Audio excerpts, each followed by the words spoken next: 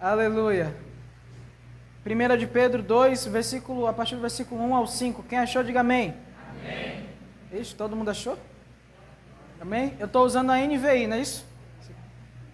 Para quem está no multimídia. A partir do versículo 1. Olha o que diz aqui. Portanto,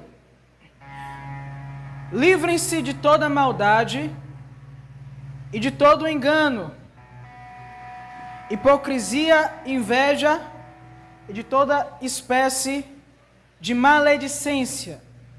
Como crianças recém-nascidas, desejem de coração o leite espiritual puro, para que por meio dele cresçam para a salvação, agora que provaram que o Senhor é bom. À medida que se aproximam dele, a pedra viva, rejeitada pelos homens, mas escolhida por Deus e preciosa para ele, vocês também estão sendo utilizados como pedras vivas na edificação de uma casa espiritual para serem sacerdócio santo, oferecendo sacrifícios espirituais aceitáveis a Deus por meio de Jesus Cristo. Amém? Até aí por enquanto. Queridos, dentro desse texto, eu quero reparar com você somente algumas coisas para a gente avançar naquilo que eu quero falar para vocês nessa noite. Algumas coisas que ele menciona aqui. Ele diz: como crianças recém-nascidas, desejem de coração o puro leite espiritual. O leite espiritual puro, para que por meio dele cresçam para a sua salvação. Cresçam para a salvação. Esse é o primeiro ponto que eu quero observar com vocês, quando ele diz cresçam para a salvação. O que quer dizer crescer para a salvação? Vocês estão familiarizados com esse termo? Porque a gente entende que uma vez que eu recebi a salvação, eu recebi ponto final, sim ou não? Afinal a Bíblia diz, pela graça sois salvos, e também diz em Hebreus que Jesus de uma vez por todas salvou aqueles que estão sendo santificados por meio do Espírito Santo. Mas quando ele diz cresçam para a salvação, ele está se referindo a um processo que precisa acontecer em toda pessoa que recebe a Jesus. Agora, esse crescer para a salvação, ele está conectado com esse versículo 4, onde diz que à medida que nós estamos nos aproximando dele, estamos sendo usados como pedras em uma casa espiritual, ou em um edifício espiritual. Você está entendendo? O que é crescer para a salvação, queridos? Uma vez que eu recebi a salvação, a expectativa de Deus a meu respeito é que eu desenvolva a vida dele em mim. Você está entendendo? Diga amém. Quando você foi salvo, você precisa entender que existe ainda uma caminhada. Jesus ele fala sobre a porta que é estreita, mas ele não termina aí. Ele diz ainda existe um caminho. Agora muitas vezes a nossa ideia é, eu agora que entrei na porta estreita, eu não preciso caminhar o caminho. Mas essa ideia está equivocada. Assim como você entrou pela porta estreita, você precisa caminhar um caminho que foi estabelecido por Deus para a tua vida. Você está caminhando na direção de algo e você não pode estagnar, você não pode paralisar, mas você precisa entender o chamado de Deus para a sua vida aqui na terra, e você precisa não somente entendê-lo, mas você precisa desenvolvê-lo. Quem está entendendo, diga amém. Agora ele diz, é necessário que eu receba o leite espiritual puro para que eu venha crescer para a salvação. O que é o crescer para a salvação? Crescer para a salvação é você desenvolver a vida de Deus em você. Sabe o que isso quer dizer? Efésios 4 vai dizer, ei, vocês não aprenderam com Jesus a andar na vida antiga. Vocês aprenderam o seguinte, que quanto ao trato passado, vocês se despojem do velho homem. O que é se despojar do velho homem? Aquela palavra ali, despojar, quer dizer você tirar uma roupa. O que quer dizer isso? Eu hoje sou nova criatura, mas ainda ficou os restos do velho homem em mim. E eu preciso me despojar do velho homem. Eu preciso arrancar de mim os pedaços que sobraram do primeiro Adão. Por quê? Porque esses pedaços que sobraram do primeiro Adão me impedem de andar nas realidades do último Adão, que é Cristo.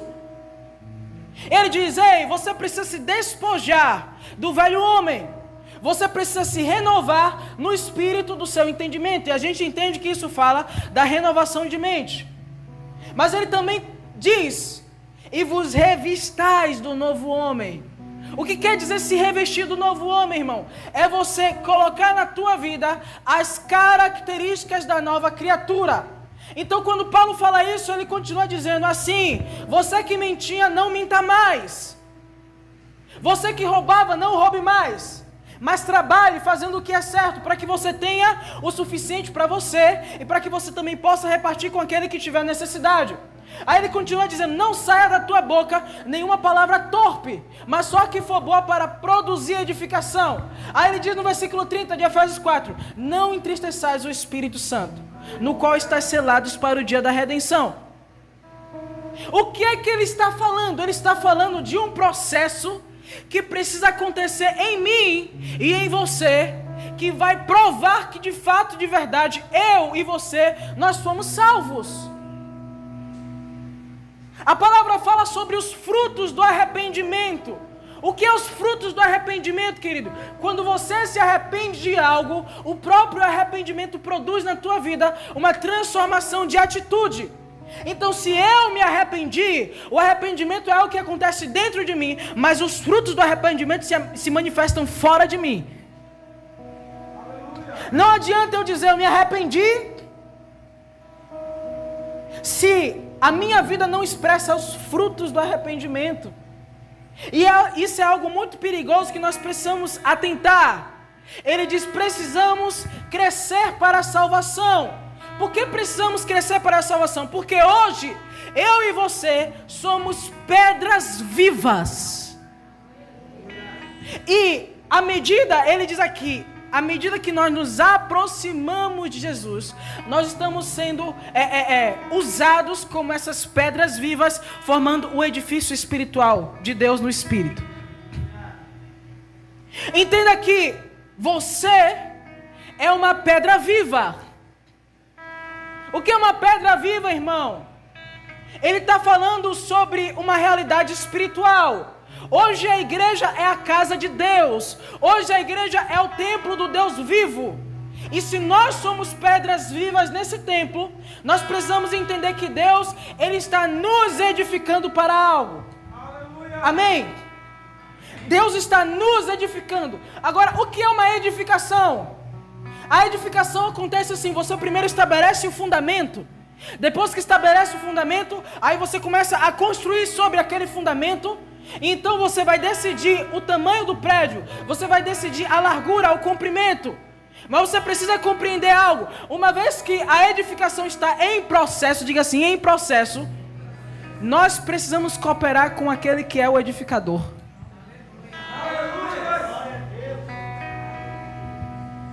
Ou seja, a nossa vida espiritual, ela não pode ficar parada, mas ela precisa se desenvolver. Quem aqui é justo? Quem aqui é justo? Deixa eu ouvir sua voz. Só os justos dão glória a Deus aí.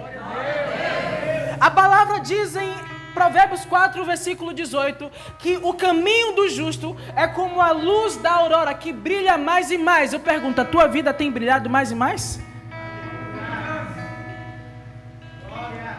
A vereda do justo é como a luz da aurora, que brilha mais e mais, até que seja dia perfeito.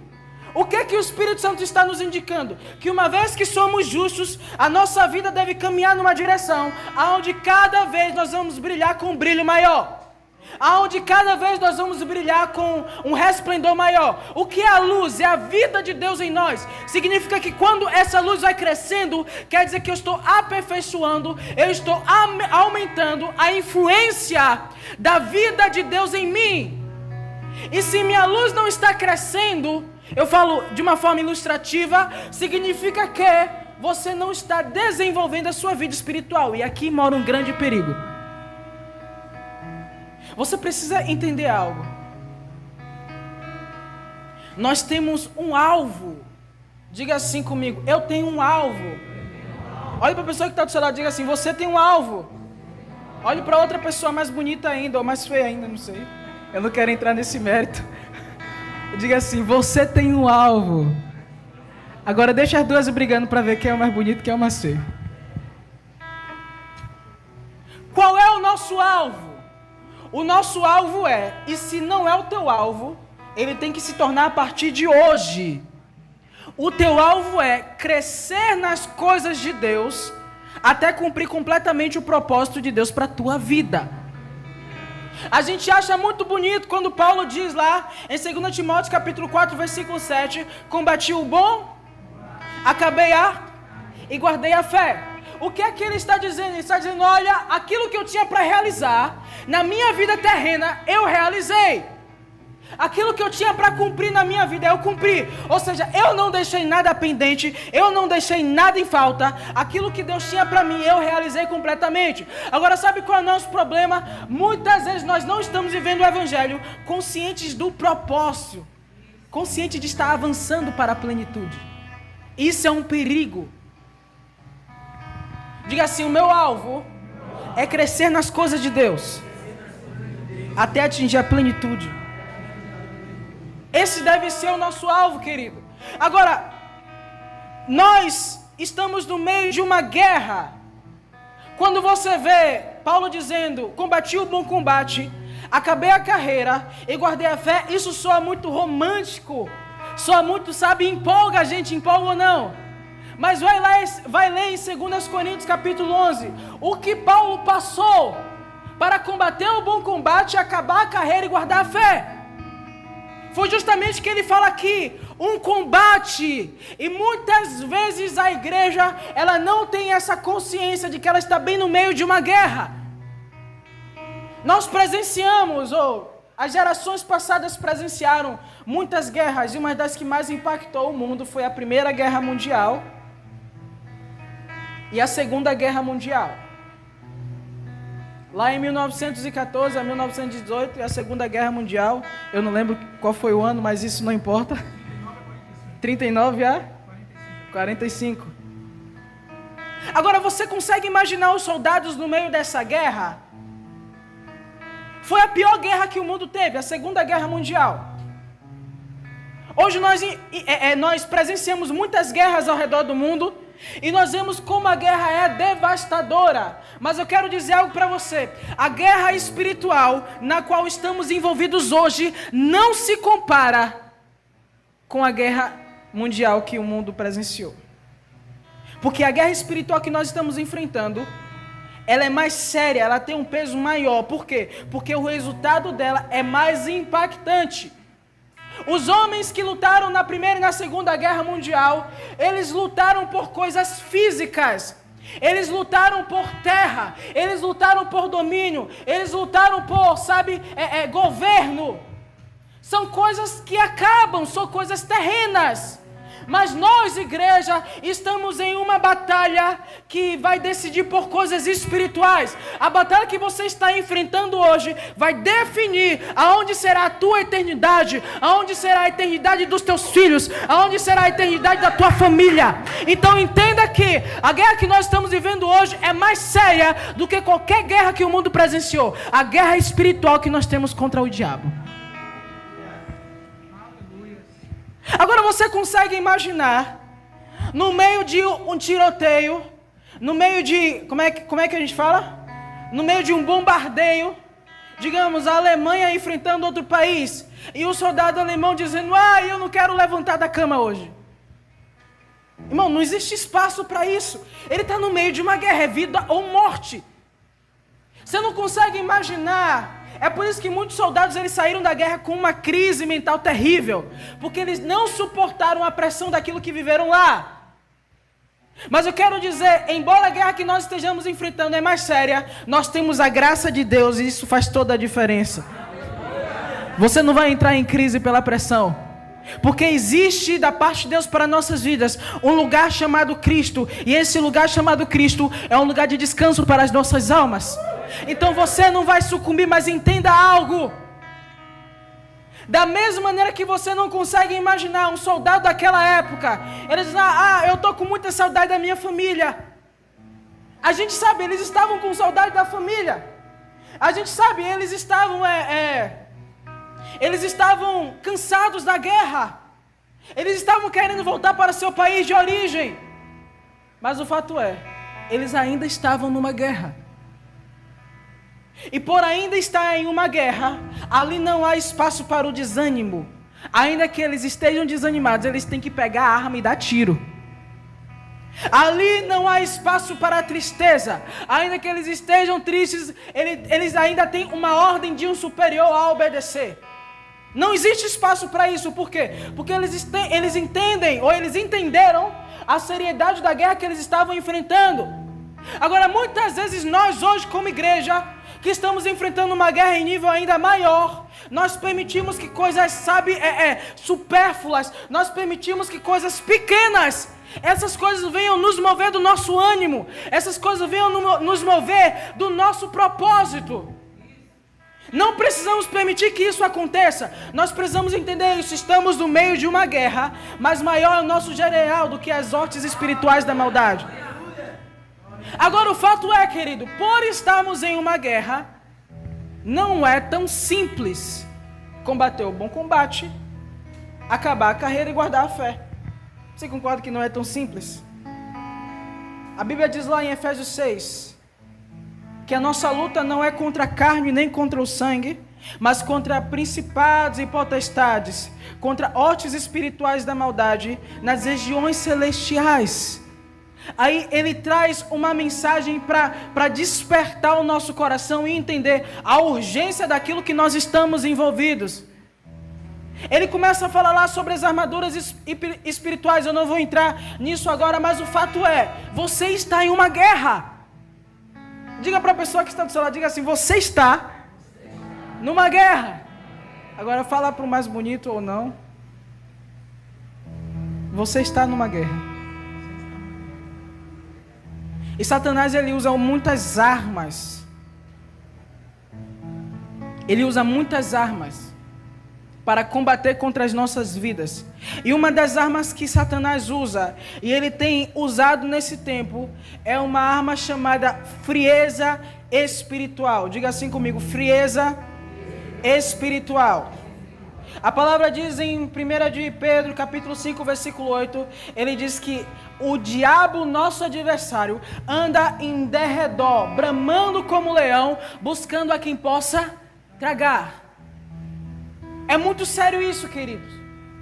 Você já foi em um zoológico? Acredito que todos aqui foram. É engraçado que mesmo com aquelas grades todas prendendo o leão, a gente fica com aquela tensão, né? Imagina se o leão tivesse solto, você ia vacilar? Não. Eu tenho algo para dizer.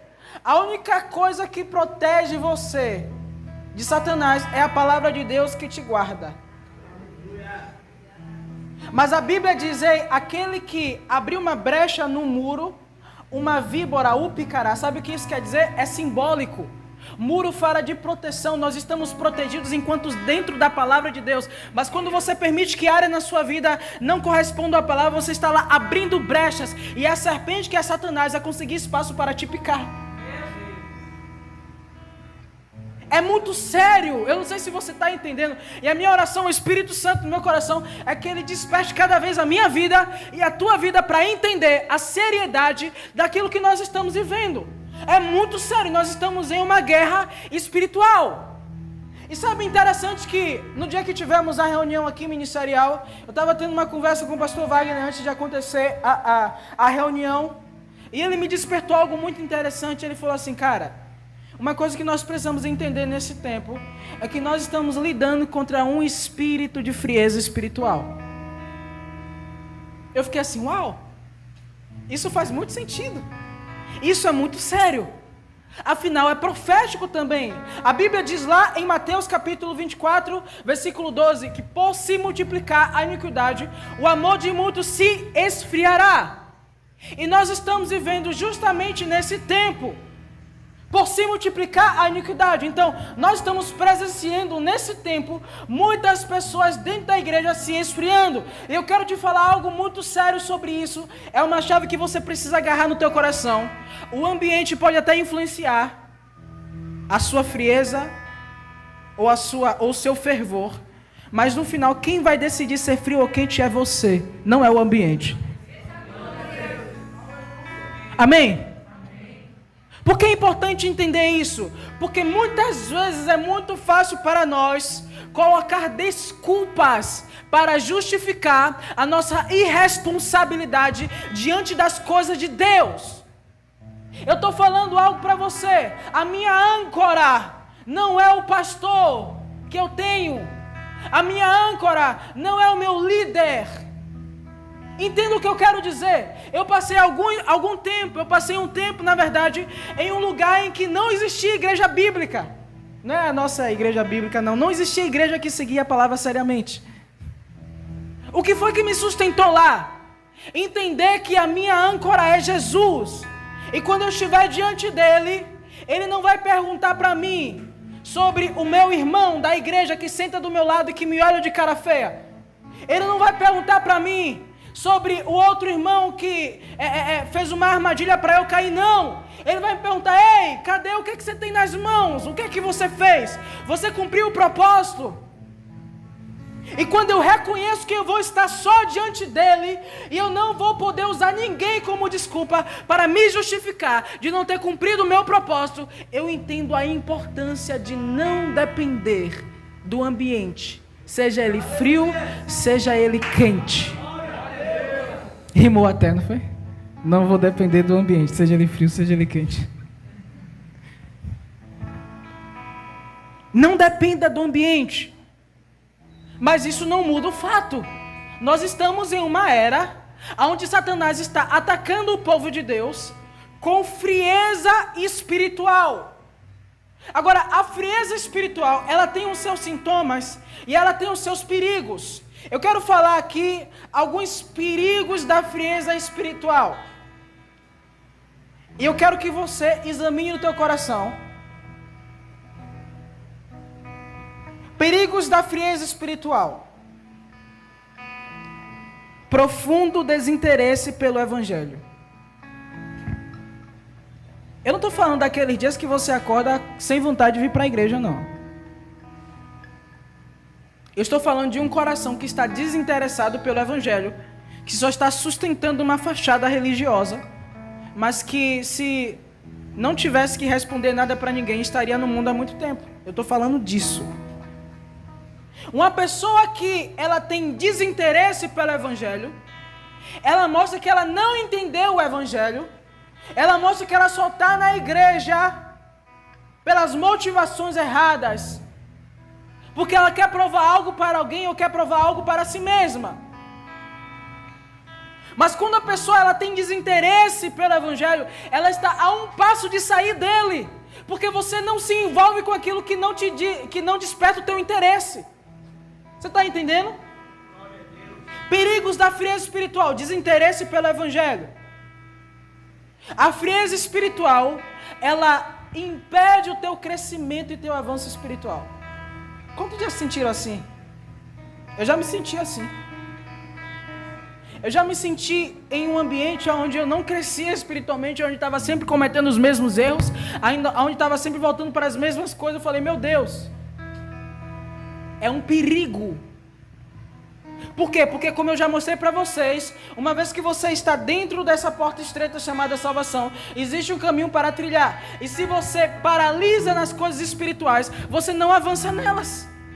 Você não avança em Deus. Paralisar no meio de uma corrida é a mesma coisa que dizer: eu não quero chegar ao final. E quando você para, ou quando você estaciona nas coisas espirituais, você está, em outras palavras, dizendo: ó, eu não tenho interesse em ir até o final. É perigoso ou não é? Olha outro perigo da frieza espiritual. Muitas vezes a frieza espiritual leva a pessoa a se afastar do Senhor. Você conhece pessoas que eram intensas, eram, sabe, afogueadas, eram cheias do poder, eram cheias de Deus, mas em dado momento você encontrou essa pessoa na rua, ela estava sem brilho, ou ela estava desviada, ou pior do que isso, ela estava fazendo coisas piores do que ela fazia antes de entrar no Evangelho. Você acha que isso acontece da noite para o dia? Eu tenho algo para dizer para você, não! É um processo lento de esfriamento, e se você não tomar cuidado, isso pode estar acontecendo com você hoje, agora. Você não pode permitir que a chama do Espírito Santo ela vá se apagando lentamente. Você precisa ter cuidado, porque Jesus diz lá em Apocalipse 3, a partir do versículo 5, ei, eu queria que você fosse frio ou quente, mas porque você é morno, você está prestes a ser vomitado. Pega algo quente, com o tempo vai esfriar, não é? Vai ficar morno, mas com o tempo vai ficar frio. O que isso quer dizer? Que se você está numa zona de frieza, ou se você está numa zona de mornidão, você já esfriou. Quem está entendendo, diga amém. Entendeu não?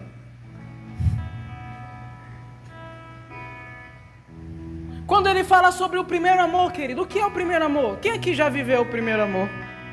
Deixa eu ver. Agora, se eu perguntar aqui, quantos aqui permanecem no primeiro amor? Esse é o problema, eu não vou nem perguntar para não constranger ninguém. Estevão, se garante?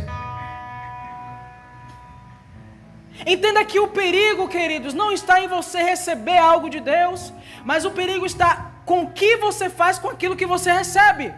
Nós estamos imergidos em um ambiente onde Deus se manifesta, sim ou não? Sim ou não? Estamos imergidos em um ambiente onde a glória de Deus se manifesta para nós. Estamos imergidos em um ambiente onde Deus fala conosco. Estamos imergidos ou mergulhados em um ambiente onde Deus ele opera em nosso meio. E tudo que Deus faz é para nos levar numa direção. Aquilo que Deus está derramando sobre as nossas vidas todos os dias quando estamos aqui, nos domingos, nas quintas, na sua vida de oração, aquilo que Deus está derramando sobre a tua vida é como uma chuva espiritual. Mas Deus derrama chuva sobre uma terra que Ele tem expectativa de que gere frutos. Ele diz lá em Hebreus 6 sobre um tipo de terra que está o tempo todo recebendo chuva, mas não gera frutos. Ele diz: o fim dessa terra é ser queimada. Perto está da maldição. Ai, mas irmão, que é isso? Nós somos uma igreja da graça. Somos uma igreja da graça. Mas a graça foi liberada com um propósito. Se você não permite que a graça funcione no projeto pela qual ela foi te dada, você está vandalizando a graça. O que é vandalizar a graça? Tornar a graça inútil. A graça que nos salvou, pela graça sois salvos, é a mesma graça que nos santifica. Tito 2 vai dizer: a graça do Senhor se manifestou trazendo salvação a todos os homens, ensinando-nos que, rejeitando a impureza e a impiedade, vivamos nesse presente tempo de maneira sóbria e justa. O que é que a graça faz, irmão? A graça não somente te salva do inferno, mas a graça te educa, a graça te ensina para que você se mantenha firme dentro do caminho de Deus, sem se desviar para a direita ou para a esquerda. A Bíblia diz lá em Romanos capítulo 6, versículo 14, que o pecado não terá domínio sobre nós, porque nós estamos debaixo da graça.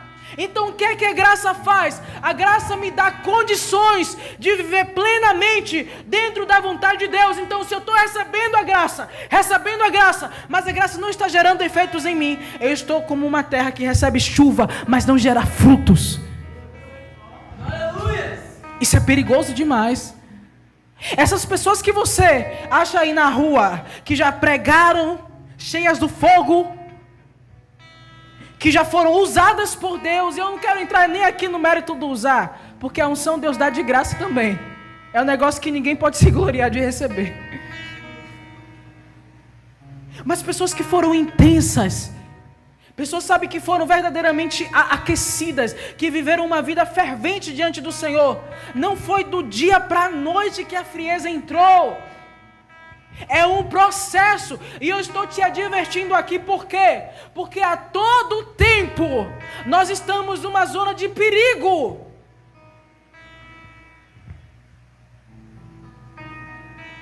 A todo tempo nós estamos numa zona de perigo. Alguns meses atrás, um amigo meu, ele mandou um sonho para mim. Ele disse, cara, eu tive um sonho com você, assim, assim, assim.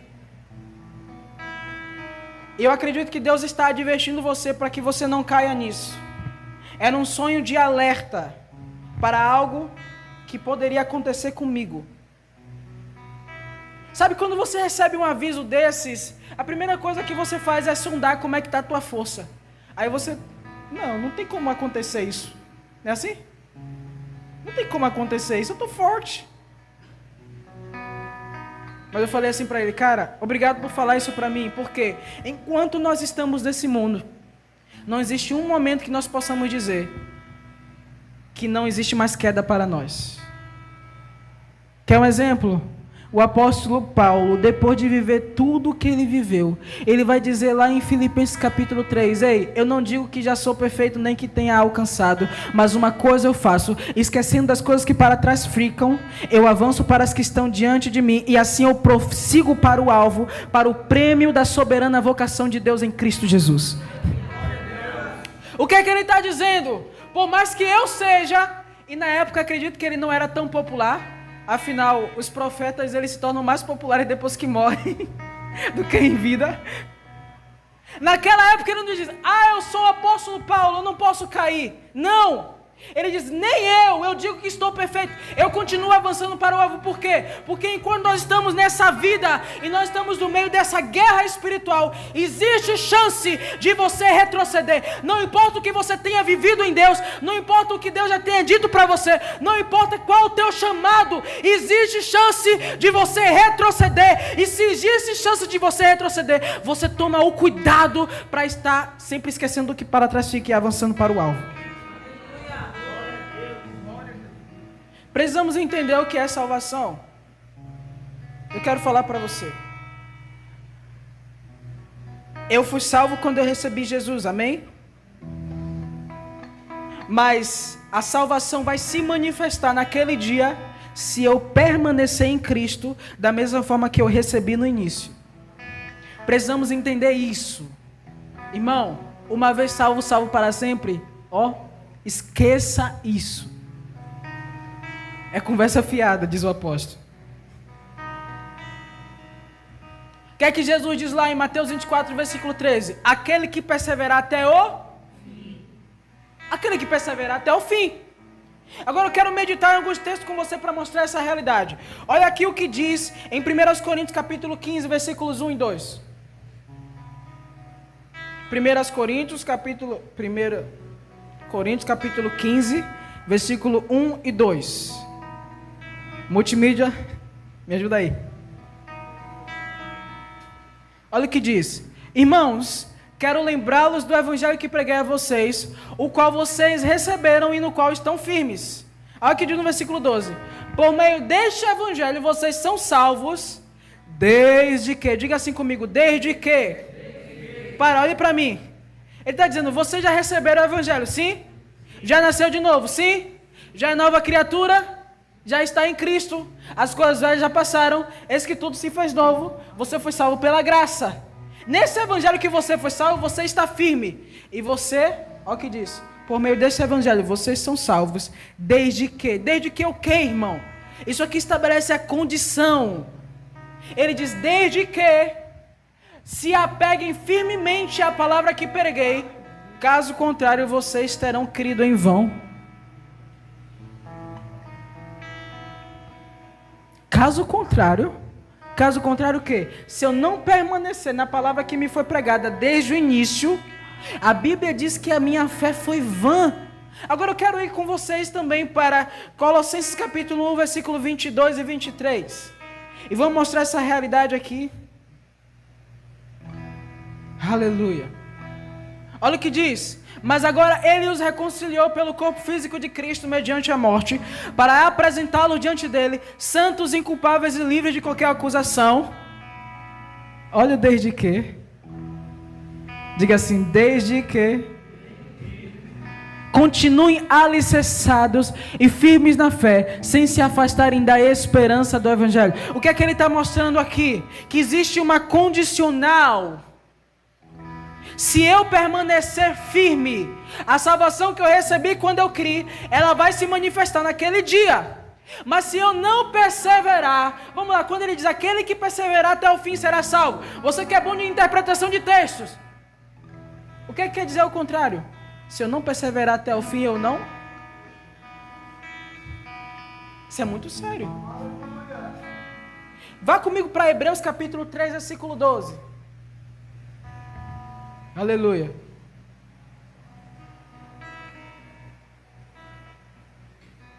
Cuidado, irmãos. Diga assim comigo, irmãos. Você não pode ser meu irmão se nós não formos filhos do mesmo pai. Então esse escritor aqui, ele estava falando para pessoas que também como ele eram filhos de Deus.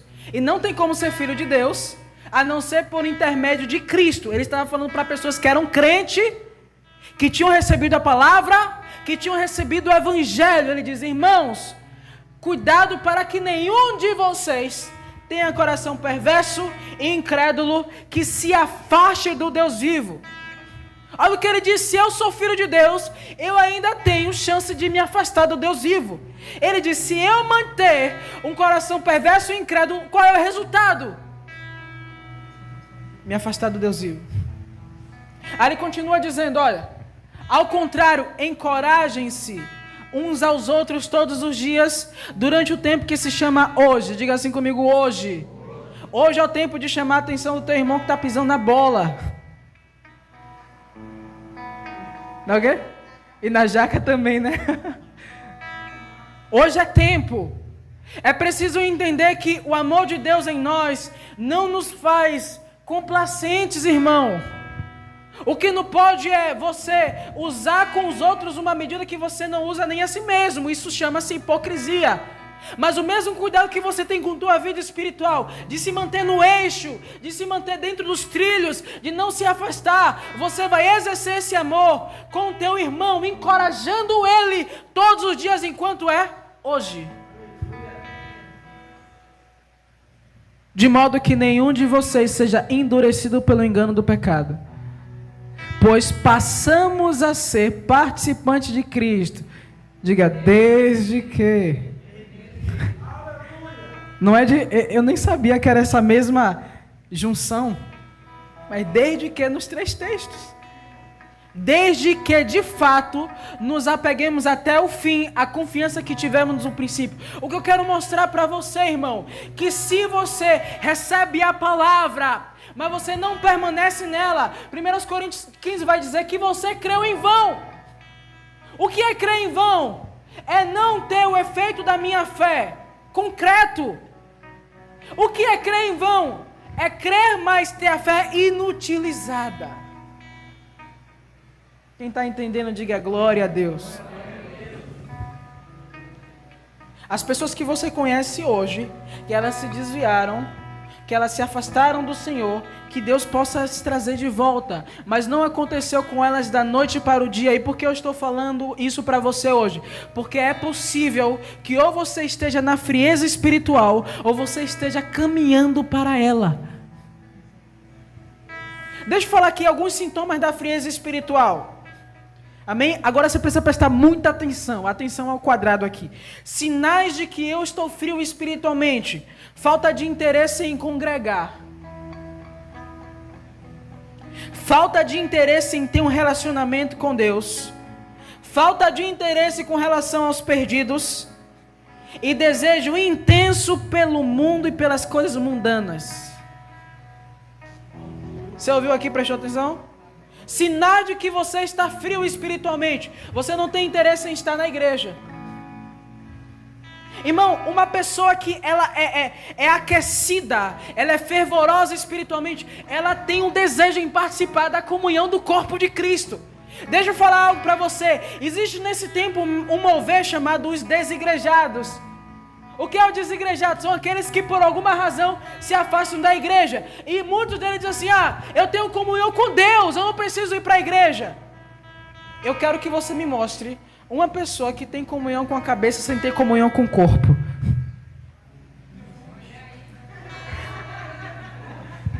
Defunto. Se tratando de coisas vivas, quando eu me relaciono com John, eu não posso cortar a cabeça sabe, conversar com a cabeça e deixar o corpo de lado. Ele é um corpo assim também. Cristo é o cabeça da igreja. A igreja é o corpo de Cristo. Se eu me relaciono com a cabeça que é Cristo, eu me relaciono com o corpo que é a igreja. Então, se você não desenvolve um relacionamento com a igreja, o seu relacionamento com Deus é fragilizado também. Isso é sinal de frieza espiritual, irmão. E sabe, para falar o que eu estou falando aqui, eu precisei me colocar de uma maneira muito sincera diante de Deus e dizer: Pai, aquilo que eu vou falar para o teu povo, eu quero falar realmente movido pelo teu amor.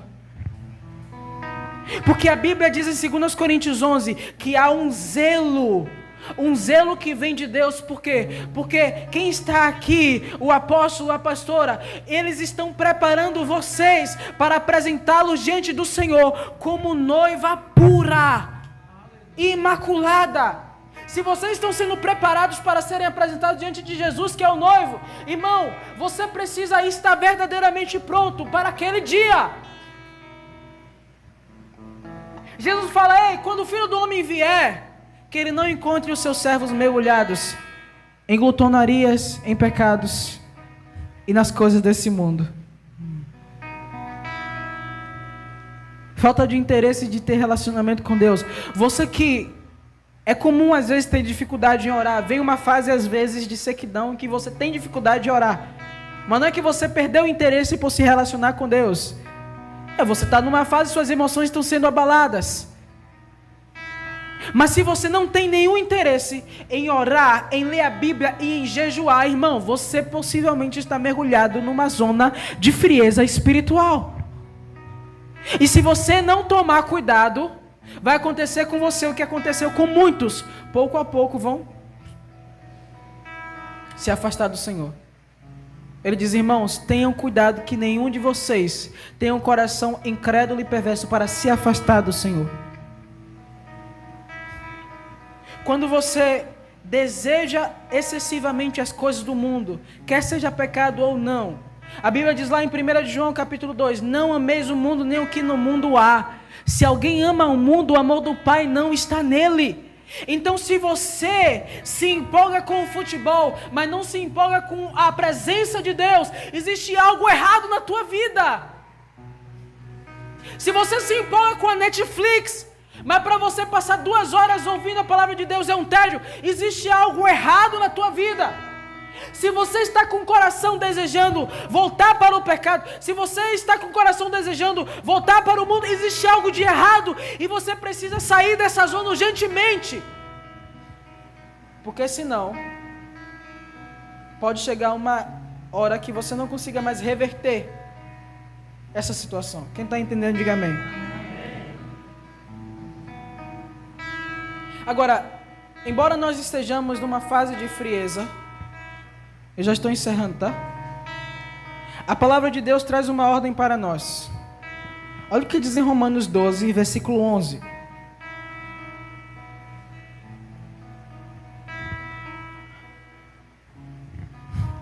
Eu quero que você entenda algo.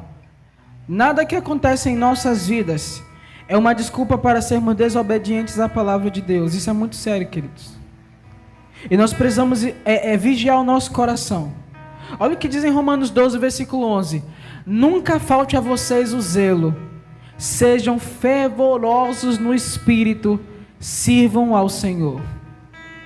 Essa palavra fervorosos, eu fui olhar ela no grego. Essa palavra, ela nasceu de uma onomatopeia. O que é uma onomatopeia? Falei até lento para não falar em línguas aqui. É uma palavra que descreve um barulho. Por exemplo, você já assistiu, ou você já leu um livro e tem a parte que vão bater na porta, assim, toque, toque. Isso é uma onomatopeia. Essa palavra fervorosa no grego, ela nasceu de uma palavra que descreve algo que está borbulhando. Você está entendendo? O que é que ele está dizendo em outras palavras? Sejam ferventes. Essa palavra aí, no Espírito, sirvam ao Senhor. Quando eu olhei ela no grego, realmente eu mudei minha forma de olhar esse versículo. Porque essa palavra sirvam aí, não é a palavra diáconos, mas é uma palavra que descreve alguém que serve como escravo. Palavra doulos. O que é que diz aqui? Eu preciso ser fervoroso enquanto eu sirvo ao Senhor como escravo. Diaconia é um serviço voluntário, mas escravidão...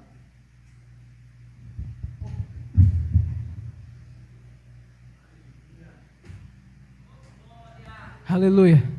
Não foi o inimigo não, foi a pilha. Diaconia é um serviço voluntário, eu faço se eu quero. Mas quando ele fala servindo como escravos, um serviço como escravo não é voluntário. É obrigatório. Sabe por que muitas vezes nós mergulhamos na frieza espiritual? E aqui eu vou encerrar essa palavra. Ele diz aí, nunca falte a vocês o zelo. E esse versículo, ele embora tenha vírgulas, ele está todo conectado. Nunca falte o zelo para quê? Nunca falte em mim o zelo de continuar fervoroso no Espírito enquanto eu estou servindo ao Senhor como escravo. O que é o zelo, querido? O zelo é o cuidado profundo que você tem contra tudo aquilo que pode desvirtuar você do propósito, contra tudo aquilo que pode roubar a tua atenção. Ou seja, para você mergulhar numa zona de frieza espiritual, foi porque você faltou com zelo.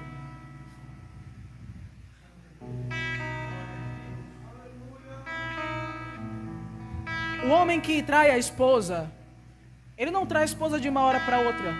Começa com um olhar, começa com um toque, começa com uma conversa ilícita, e no final das contas eles estão em algum lugar fazendo o que não deveriam. Por quê? Porque ele não teve zelo em cortar o olhar se desencaminhou para um toque. Porque ele não teve zelo em cortar o toque, esse toque, ele progrediu para uma conversa no WhatsApp. E porque ele não teve cuidado em cortar a conversa no WhatsApp, no final das contas, o casamento dele estava destruído. E agora os filhos dele odeiam ele. Agora, a Bíblia diz em Hebreus que eu preciso me afastar de todo o pecado que me assedia. O que é o assédio, queridos?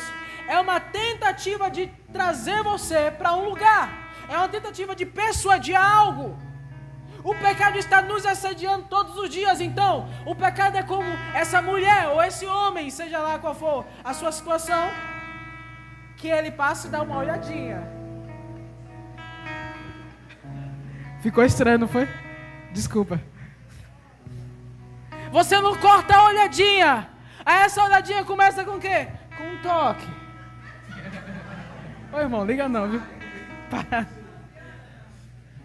E esse toque começa a progredir, de repente você está mergulhado no pecado. E se você não tiver cuidado, naquele dia você vai ouvir do Senhor: afaste-se de mim, você que pratica a iniquidade. Você que não cortou a olhadinha do pecado. Você que não cortou o aliciamento do pecado. Você que não cortou a conversa no WhatsApp. Eu estou usando uma ilustração para você entender. Eu pergunto, era necessário que o homem traísse a esposa? Não!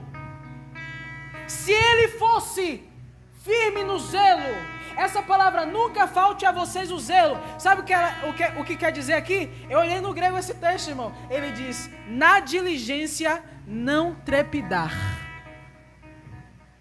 Na diligência, cuidado, vigilância. Na vigilância, o que é trepidar? É tremer. Ou seja, não tremam em se manter zelosos. Não tremam em se manter vigilantes.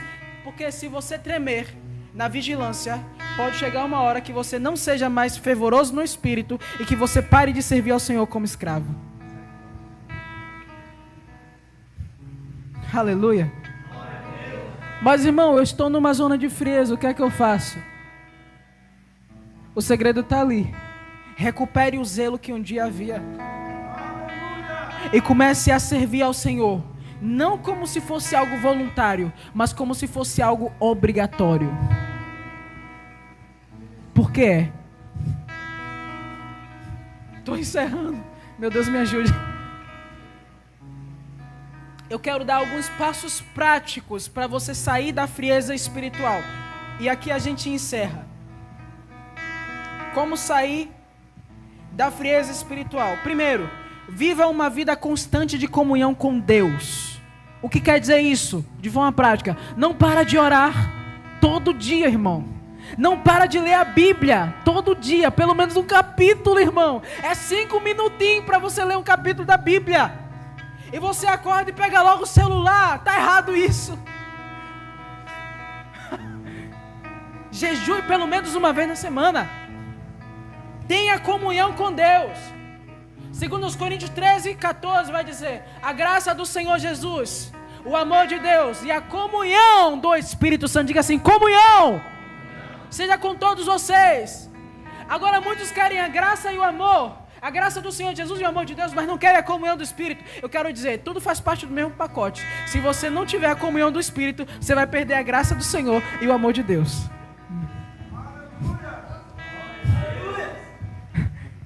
Se eu fosse aquele pregador pentecostal, eu ia dizer: eu vou dar 1 minuto para você glorificar. Mas eu não sou. Pratique a comunhão com Deus. Segundo, viva uma vida constante de comunhão com a igreja. Hebreus capítulo 10, versículo 24. Dá tempo de passar só esse texto? Estou terminando, eu juro. Vamos lá. Meu Deus, ainda vai ter ceia. Amém? Hebreus 10, versículo 24. Eu faço questão de mostrar isso para vocês. Irmão, quem estava aqui quinta-feira? Eu falei para vocês que vocês iam enjoar de mim, porque quinta-feira eu que preguei. Mas, irmão, foi incrível. Nem eu sabia o que é que ia sair quinta. E conversando com o pastor, ele falou assim para mim: cara, pregue domingo a mesma palavra que você pregou quinta. Eu falei: não, eu vou pregar domingo sobre ir na quinta. Olha o que diz ali: consideremos uns aos outros para nos incentivarmos ao amor e às boas obras. Versículo 25. Não deixemos de reunir-nos como igreja, segundo o costume de alguns, mas procuremos encorajar-nos uns aos outros, ainda mais quando vocês veem que aquele dia se aproxima. O que ele está falando ali, irmão? A minha comunhão com o corpo de Cristo tem que ser constante. Vocês são ovelha, diga assim: ovelha. Onde é o lugar da ovelha? No aprisco. Se a ovelha está fora do aprisco, ela está a um caminho de se perder. Agora vamos falar de forma prática aqui, irmão. Eu não quero entrar nas necessidades individuais de cada um, mas a minha concepção, dentro do que a palavra ensina, você só deveria deixar de ir à igreja se fosse algo que você de forma alguma conseguisse resolver. Perdeu a perna?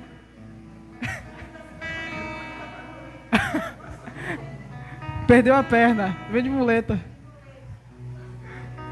Amém. Irmão, tem igreja que tem 4 cultos na semana. Tem 4 cultos na semana. E aquela irmã que é diabética, que teve AVC, agora anda assim. Ela está lá todo culto. A mulher encurvada, ela foi curada por quê? Porque estava na sinagoga. Nós temos 2 cultos na semana, irmão. Quinta e domingo. Ah, irmão, mas eu tenho... Cara, é o que eu falei. Se for algo que você não consegue resolver em outro dia, resolve. Mas no seu coração você sabe. Se você está deixando de vir para o culto, eu falo de forma geral, amém? Por algo que você não conseguiu resolver ou por falta de interesse. Isso é sinal de frieza espiritual. Então, para sair da frieza espiritual, é preciso viver uma vida constante de comunhão com a igreja. E é difícil, por quê? Porque nós somos todos como porcos espinhos, juntando um no outro.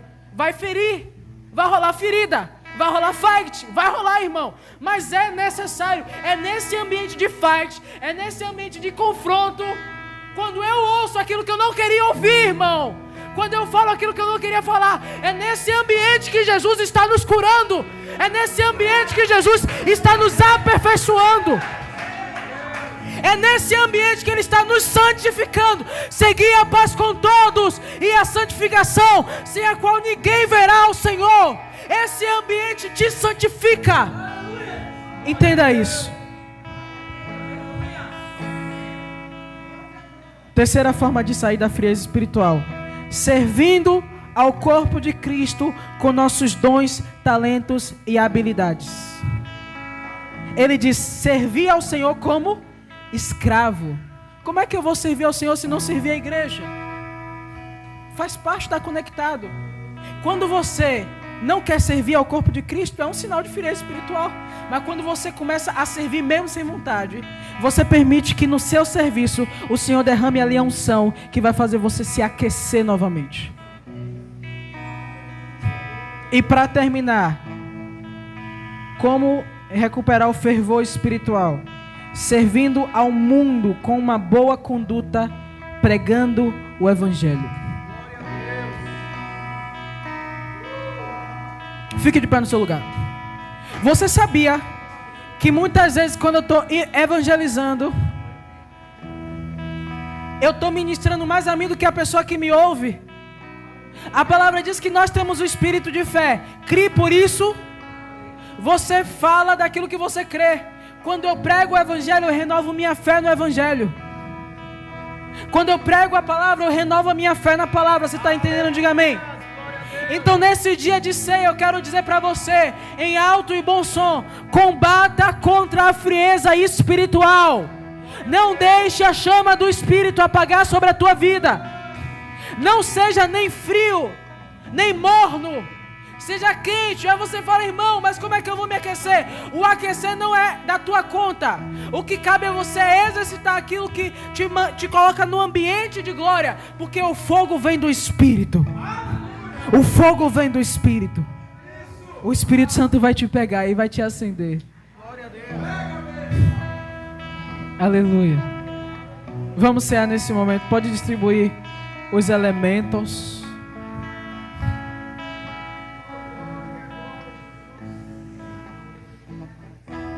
Aleluia. Você diz assim: irmão, quando você pregou essa palavra, eu percebi que eu estou frio. O que é que eu faço? A gente vai orar agora.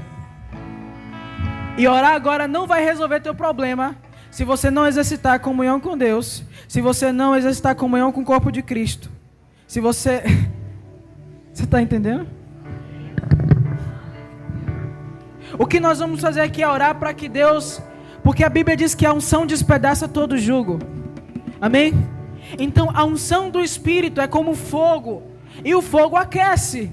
Então se você está frio e você toca o fogo vai te...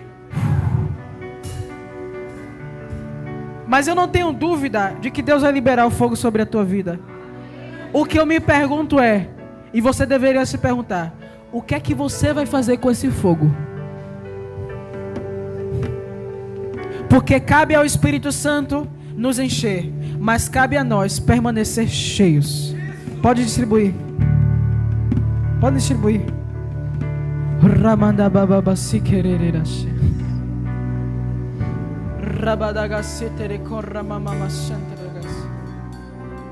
Aleluia.